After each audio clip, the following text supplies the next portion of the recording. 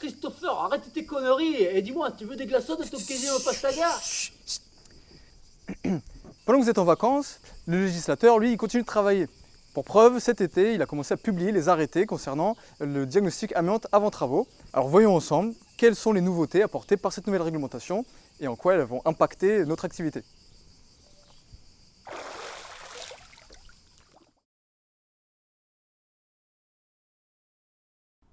En effet, dès le mois de juin, un arrêté a été publié concernant les repérages avant travaux à bord des navires, et en juillet, l'arrêté similaire mais concernant les immeubles bâtis.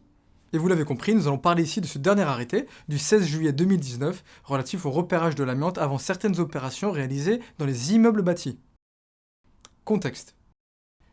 Comme vous le savez certainement, autant les repérages amiante réalisés dans le cadre du Code de la santé publique étaient très encadrés, décrets, arrêtés, normes, etc. Autant les repérages amiante réalisés avant travaux n'étaient quasiment pas cadrés, tout au plus quelques articles dans la loi au sujet de la protection des travailleurs, et puis bien sûr la norme NFX 46020.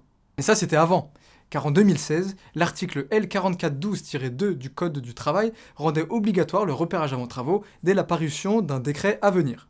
Ce qui fut chose faite l'année suivante, en 2017, lorsque le ministère du Travail publiait le décret 2017-899 du 9 mai 2017 relatif au repérage de l'amiante avant certaines opérations.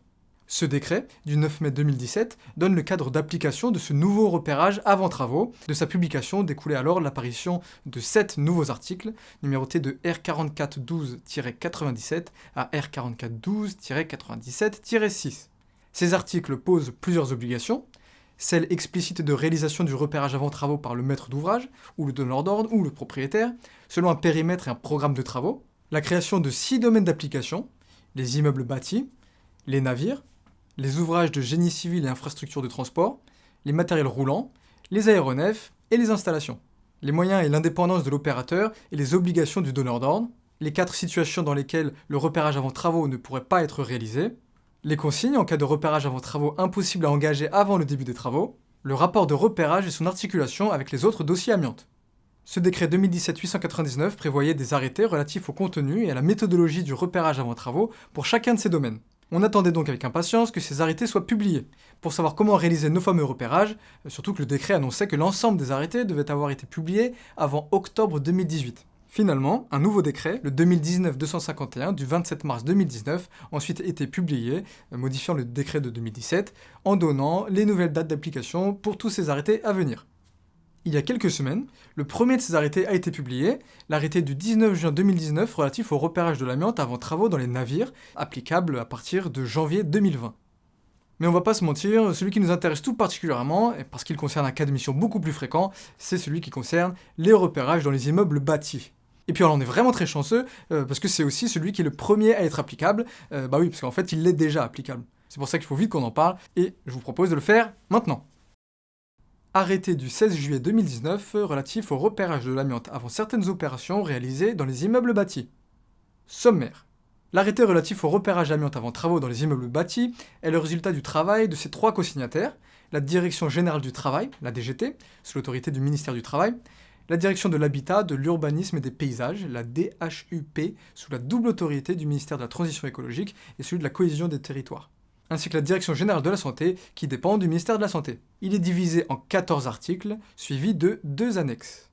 Dans l'arrêté, nous avons donc un préambule, article 1, objet de l'arrêté, article 2, définition, au pluriel, article 3, définition du repérage avant travaux, article 4, compétence de l'opérateur, article 5, obligation du donneur d'ordre, article 6, méthodologie à suivre pour le RAT, article 7 et 8, protection des travailleurs, article 9 et 10, locaux inaccessibles, article 11, lien entre le repérage avant travaux et les autres documents amiantes, article 12, coordination en cas de repérage sur plusieurs domaines, article 13, validité des RAT déjà existants, article 14, co-signataire de l'arrêté, et puis nos 2 annexes donc, l'annexe 1, liste des matériaux et produits susceptibles de contenir de l'amiante à repérer, et annexe 2, éléments à faire figurer dans le rapport de repérage. Voyons en détail ce que contiennent tous ces articles. Préambule. Dans un premier temps, notez que dans cette présentation, pour simplifier, on utilisera le terme repérage avant travaux, ou RAT, lorsque l'arrêté, lui, parle de mission de repérage de l'amiante avant certaines opérations réalisées dans les immeubles bâtis. C'est un peu plus simple d'utiliser RAT. L'arrêté débute en précisant qu'il s'adresse aux donneurs d'ordre, aux maîtres d'ouvrage ou aux propriétaires d'immeubles bâtis réalisant ou faisant réaliser des travaux, ainsi qu'aux entreprises réalisant ces travaux et aux opérateurs de repérage de l'amiante dans les immeubles bâtis. Il prévient ensuite que dans ce qui suit, il va fixer les conditions, les modalités, la formalisation et la traçabilité du repérage avant travaux dans les immeubles bâtis. Il est ensuite mentionné, et c'est une info qui était vraiment très attendue, que l'arrêté entre en vigueur au lendemain de sa publication. Et alors qu'il s'appelle arrêté du 16 juillet 2019, il a en fait été publié le jeudi 18 juillet. Il est donc applicable depuis le vendredi 19 juillet. Autant pour les autres domaines, on a encore quelques mois pour se préparer, autant pour les immeubles bâtis, c'est déjà en vigueur, et donc on se dépêche. Dans la suite du préambule, l'arrêté explique à quoi sert un repérage amiante avant travaux, permettre au donneur d'ordre de savoir ce qu'il a d'amianté dans son immeuble, permettre à l'entreprise réalisant les travaux de procéder à son évaluation des risques professionnels, etc. Il nous rassure aussi sur le fait qu'il est bien conscient que parfois, le repérage ne pourra pas être réalisé et que les modalités à suivre dans ce cas seront alors précisées justement dans la suite de l'arrêté. Article 1. Objet de l'arrêté. On le répète, le domaine d'application de cet arrêté est uniquement les immeubles bâtis. Les autres domaines d'application auront leur propre arrêté selon le calendrier fixé par le décret 2019-251 sorti en mars dernier. Il est ensuite écrit que la norme NFX 46020 d'août 2017 est réputée satisfaire aux dispositions de l'arrêté à l'exclusion des articles 4, 7, 11 et 14. Ça signifie que ces 4 articles de l'arrêté sont supérieurs à la norme en termes de hiérarchie réglementaire.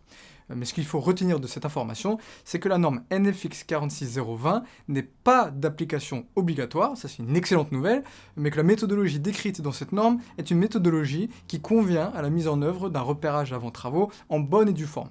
Ça nous laisse plus de liberté que ce qu'on imaginait, parce que son caractère obligatoire nous pendait vraiment au nez, et finalement, non, c'est bon, ouf.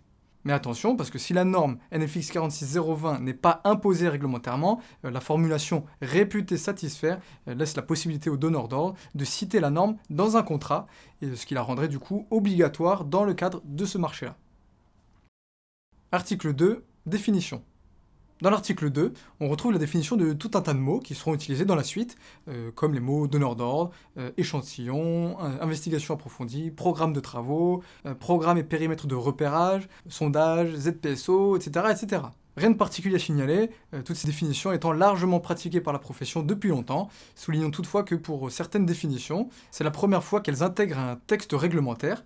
On les retrouvait uniquement avant dans des normes, ce qui leur donne là enfin une force réglementaire. Article 3. Définition du repérage avant travaux. L'article 3 entre enfin dans le vif du sujet en nous parlant du repérage avant travaux lui-même. Ce repérage consiste donc à rechercher, identifier, localiser les matériaux et produits contenant de l'amiante et susceptibles d'être affectés directement ou indirectement par les travaux, y compris en cas de choc ou de vibration, travaux réalisés par conséquent soit en sous-section 3, soit en sous-section 4, et dont la définition précise incombe au donneur d'ordre. Le repérage avant travaux porte sur un programme et un périmètre de travaux précis. On ne peut donc pas rechercher la responsabilité de l'opérateur de repérage en cas de découverte d'amiante hors champ des travaux. D'où l'extrême importance de bien retranscrire dans le rapport quels étaient les travaux projetés et sur quels locaux ou localisations ils portaient. La transmission du programme et périmètre des travaux est de la responsabilité du donneur d'ordre. Il est donc important de conserver des traces écrites de ces communications et de les retranscrire dans des plans d'intervention à faire signer par le donneur d'ordre et dans les rapports eux-mêmes. Toute modification du programme et périmètre des travaux doit être communiquée à l'opérateur de repérage par le donneur d'ordre. Donc dans vos plans d'intervention et dans vos rapports, prenez soin de dater la version du programme et le périmètre de travaux sur lesquels vous avez établi votre stratégie de repérage. En cas de partie d'immeuble bâti non techniquement accessible, l'opérateur doit le retranscrire dans son rapport. On identifiera alors précisément la partie d'immeuble ou de l'ouvrage non accessible et la raison de l'impossibilité d'accès. On décrira également les investigations complémentaires restant à réaliser au fur et à mesure des différentes étapes de l'opération projetée. Et ça, c'est nouveau. Il faudra désormais décrire les investigations à réaliser et quand les réaliser. Par exemple, on pourrait écrire, lors de l'excavation des remblais des fondations en cours d'opération, faire réaliser des prélèvements sur les revêtements bitumineux d'étanchéité des fondations, sur les murs nord et nord-est de l'aile A. Une fois ces investigations nécessaires communiquées au donneur d'ordre, il appartient à ce dernier de les faire réaliser au cours des travaux. L'arrêté rappelle ensuite que si les informations amiantes contenues dans les dossiers techniques existants, c'est-à-dire les DTA, les DAPP, etc., sont suffisamment précises, le donneur d'ordre peut se dispenser de repérage avant travaux. Bon, ça n'arrivera quasiment jamais qu'un DTA suffise avant des travaux, sauf si ces travaux consistent uniquement à remplacer des dalles de faux plafond par exemple, ou au retrait d'un flocage sans impacter d'autres matériaux, mais ça sera assez rare. Donc il faudra parfois rappeler aux donneurs d'ordre que les dossiers techniques ne sont pas suffisants. Article 4. Compétences de l'opérateur. L'article 4 nous apporte une information extrêmement importante pour les opérateurs de repérage amenés à réaliser un repérage avant travaux.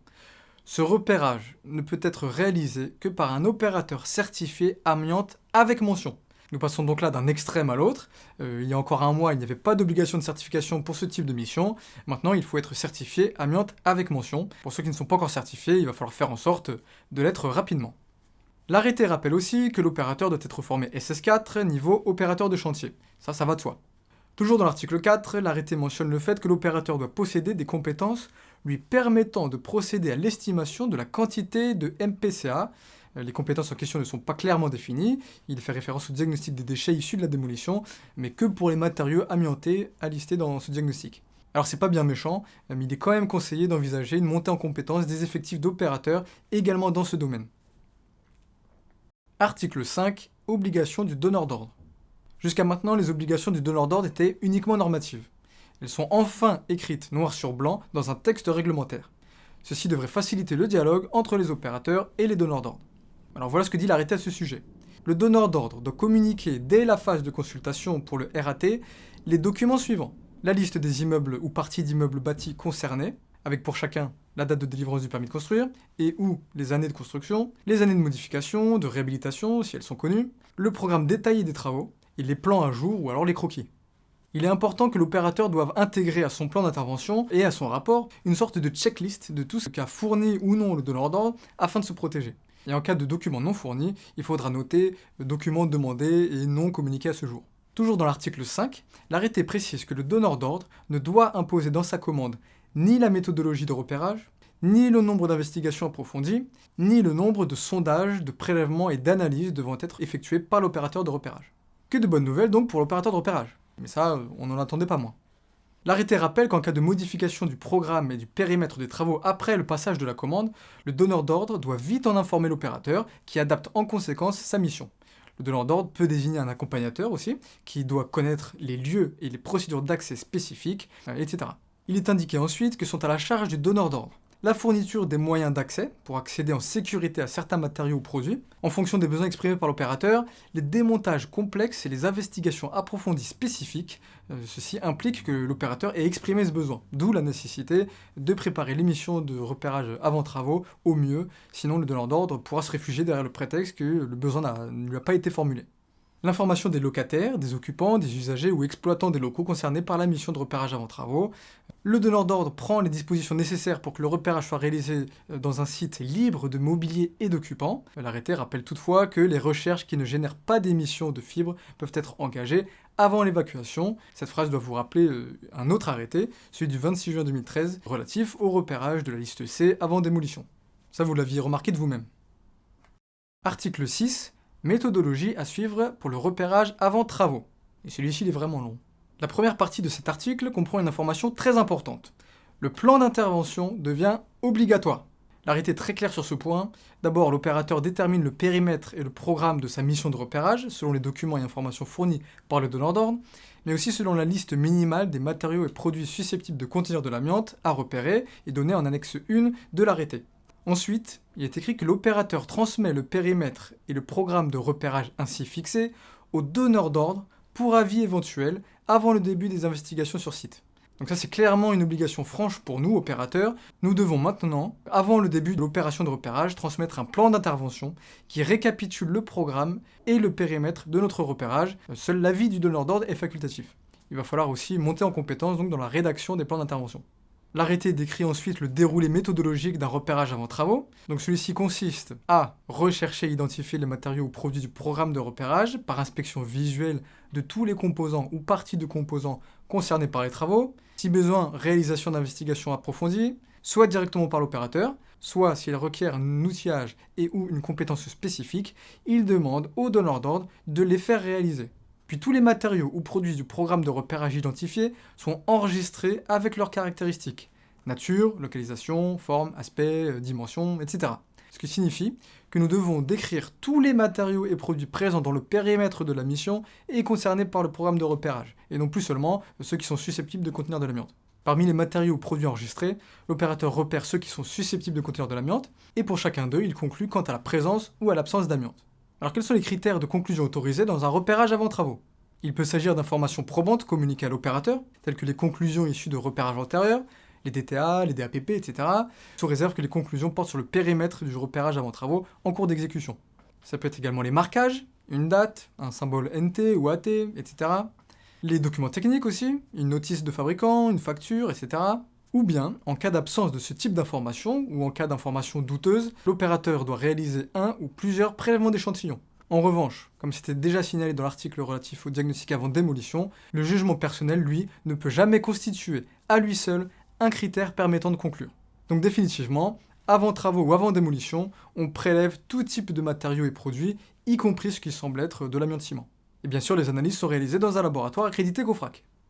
Dans la suite de l'article 6 de l'arrêté, la ZPSO est explicitement mentionnée. L'arrêté reprend ainsi à son compte la notion de zone présentant des similitudes d'ouvrage issue de la norme NFX 46020 dans sa version de 2017. En ne rendant pas la norme NFX 46020 obligatoire, l'arrêté ne peut pas renvoyer vers la norme concernant la méthodologie et doit donc poser un certain nombre d'obligations réglementaires minimum en matière de repérage.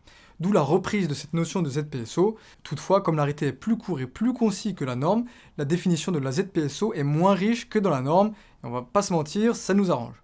En effet, ceci nous permettra sûrement plus de liberté avec la notion de ZPSO, moins enfermé dans sa propre définition que dans la norme. Mais alors pour que ce soit pas très risqué, cette démarche devra alors être très bien encadrée par un plan d'intervention solide et absolument validé par le client afin de couper court aux interprétations divergentes et infinies sur ce qu'est une ZPSO. Articles 7 et 8, protection des travailleurs. Ici, l'arrêté dévoile les règles techniques à suivre quand on ne peut pas réaliser le repérage avant travaux et qui ne sont in fine que du bon sens. Ce qu'on retiendra surtout, c'est qu'en cas d'absence justifiée de repérage avant travaux, la protection collective et individuelle des travailleurs réalisant les travaux sera assurée comme si la présence d'amiante était avérée. Et idem pour l'élimination des déchets issus des travaux. Au fur et à mesure de l'avancée des travaux et sous réserve de pouvoir garantir sa sécurité, il est rappelé que le donneur d'ordre peut confier à un opérateur de repérage la réalisation des investigations complémentaires dans le périmètre des travaux restant à réaliser. L'article R4412-97-3 prévoit aussi un cas de dispense de repérage avant travaux bien précis. Le repérage n'est pas requis en cas d'opération de réparation ou de maintenance corrective en sous-section 4 de niveau 1. L'arrêté prévoit donc les règles pour les interventions en question. Je vous laisse les consulter si besoin, elles se trouvent à l'article 7 de l'arrêté. Articles 9 et 10, rapport de repérage avant travaux et locaux inaccessibles. L'arrêté précise ici qu'il est établi un rapport par immeuble bâti et que son contenu doit être conforme à son annexe 2, que l'on abordera juste après. Pour les matériaux et produits relevant du programme de repérage, mais non susceptibles de contenir de l'amiante, l'opérateur doit se justifier pour chacun d'entre eux. Donc par exemple, on pourrait écrire rez-de-chaussée, volume 5, conduit d'eau usée, non susceptible de contenir de l'amiante, matériaux PVC. Pour les parties de bâtiments ou d'ouvrages non accessibles, le défaut d'accès doit être justifié et rappelé en début de rapport et doit détailler les investigations restantes à mener. Un pré-rapport est établi lorsque des parties d'immeubles bâtis sont inaccessibles et que, après avoir informé le donneur d'ordre par écrit en lui demandant de corriger cette situation, l'opérateur a constaté la persistance de la situation. Dans ces cas, le pré-rapport liste les parties non visitées, la cause de la non-visite et donne le détail des investigations à mener. La notion de pré-rapport passe donc à son tour de la norme à la réglementation. On voit ici que l'accent est mis sur la responsabilité de l'opérateur et du donneur d'ordre en cas de partie d'immeubles non accessibles. L'opérateur doit avoir informé le donneur d'ordre par écrit et lui avoir demandé de remédier à la situation. Il faudra donc tracer ces demandes et en conserver la trace et même les annexer au pré-rapport. Article 11, lien entre le repérage avant travaux et les autres documents amiantes. L'article 11 précise que si le donneur d'ordre n'est pas le propriétaire de l'immeuble bâti concerné par le repérage avant travaux, il lui adresse une copie du rapport de repérage avant travaux, ce qui sous-entend qu'un locataire peut très bien commander un RAT pour des travaux qu'il va entreprendre. Ce cas sera fréquent dans les locaux professionnels, où l'exploitant non propriétaire du local a souvent plus de latitude pour décider des travaux qu'il va réaliser. Mais chez le bailleur, ce sera un cas moins fréquent, mais qui n'est pas impossible. Le rapport de repérage avant travaux s'intègre au dossier de traçabilité amiante du bâtiment. On entend par là le DAPP et le DTA, ainsi que sa fiche récap. Et il est communiqué selon les dispositions du Code de la santé publique, c'est-à-dire à toute personne amenée à effectuer des travaux, ainsi que les agents de contrôle de l'État. En cas de repérage avant travaux sur un bâtiment d'habitation ne comprenant qu'un seul logement, c'est-à-dire une maison individuelle, le propriétaire conserve le rapport et le communique à toute personne amenée à effectuer des travaux, ainsi qu'aux agents de contrôle. Article 12. Coordination en cas de RAT sur plusieurs domaines. Vous vous rappelez qu'il existera un arrêté par domaine, immeuble bâti, celui dont on parle aujourd'hui, mais aussi les navires, les matériels roulants, etc. Mais alors que faire si les opérations prévues portent sur plusieurs domaines à la fois ? Par exemple, un immeuble bâti comprenant une installation industrielle et des voiries extérieures, soit 3 domaines pour une seule opération de travaux. Dans ce cas, le donneur d'ordre peut attribuer le repérage de chaque domaine à un opérateur distinct, mais dans ce cas, il choisira un opérateur coordinateur parmi les 3 opérateurs choisis.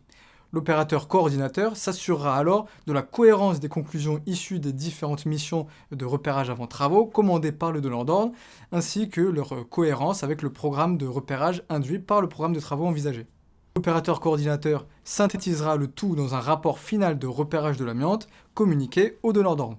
Donc tout ça est une grande nouveauté qui nous fait surtout comprendre que les entreprises d'opérateurs de repérage auront tout intérêt à faciliter la vie de leurs donneurs d'ordre et de maîtriser un maximum de domaines de repérage avant travaux qui peuvent se cumuler entre eux.